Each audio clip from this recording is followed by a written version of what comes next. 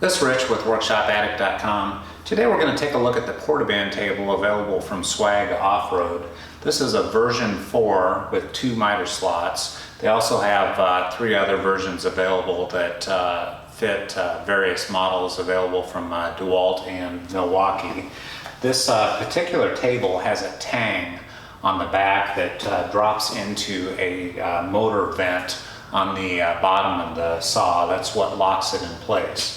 As you can see from this photo, I really couldn't get this tang to drop into that motor slot properly, and I talked to the manufacturer, and this was a new problem for them, and I ended up grinding a notch, which you can see here in this photo, out to get the thing to slide in there a little better. Now, they thought it was a problem with the new 18-volt fuel Milwaukee that I have. It's just released. But my uncle purchased one of these about a month ago, and he's got a corded version of the Milwaukee bandsaw, and he's got the same exact issues that I did. So to get it to fit, I cut a notch out of the back, and while I did that, I also took a die grinder and radiused the back of the table off to give a little more airflow out of the Milwaukee, and it really didn't take a lot, but I think that will improve it.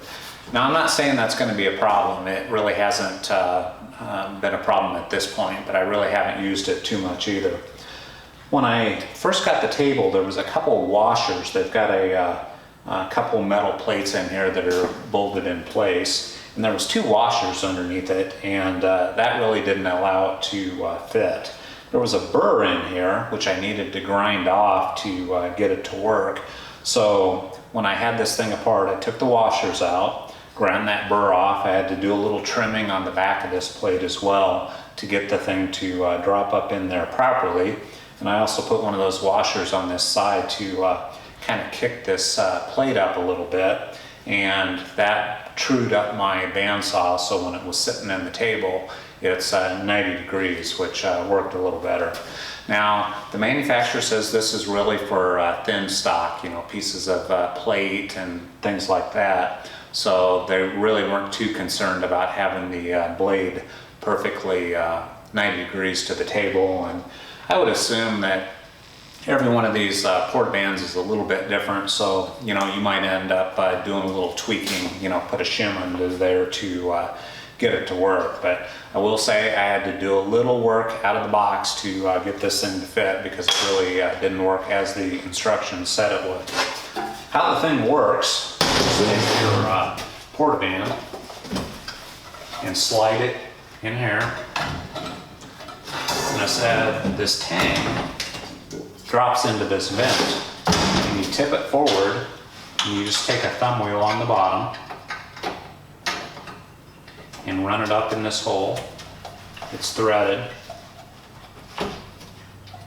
and that locks it in place. Now, because I removed the washers on the back, and this pulled up a little further than the manufacturer said it would, I ended up grinding the end of these bolts off a little bit so I wouldn't catch material as it slid across. Now, after making these adjustments, my blade is 90 degrees in this direction and pretty close this direction. If you're going to use this a lot and you don't have a need for a cordless version, I would recommend you get a corded portaband. And the reason is you can lock down the trigger on it, and they offer a foot switch as well as Incra fence. Those are a couple options that are available. But the foot switch would make it nice. You just step on the foot switch and start it. In my case, they recommend I use a spring clamp. So you just clamp the trigger down and cut. I'll show you how this thing works. I'm basically going to use it to radius off corners of material, so I don't have as much grinding to do, and cut some stock that I really can't get in the horizontal bandsaw. So we'll start her up.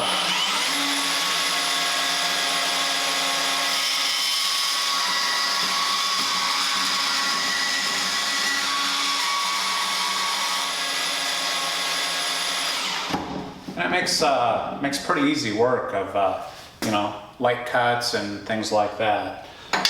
So despite the initial startup problems I had where I needed to do a little bit of grinding, which really wasn't too much, and truing that thing up, I would say it's a pretty good product. I mean, these retail for about 110 bucks on their website.